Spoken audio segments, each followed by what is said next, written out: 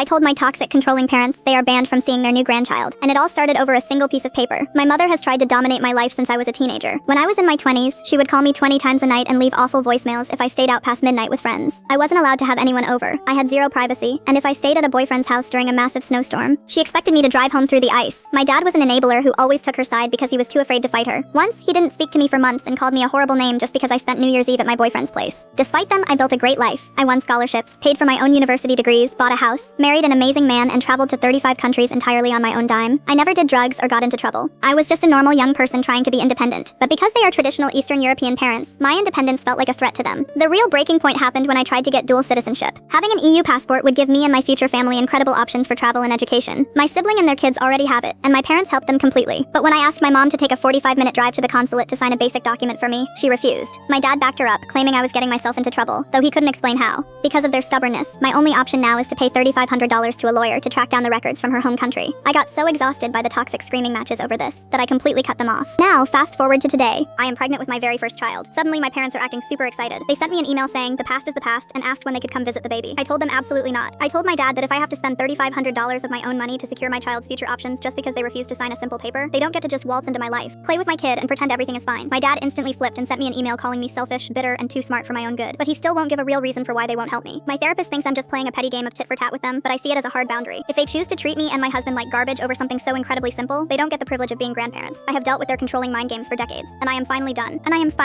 Let me know in the comments, would you ever pay $3,500 just to see if your own parents actually love you?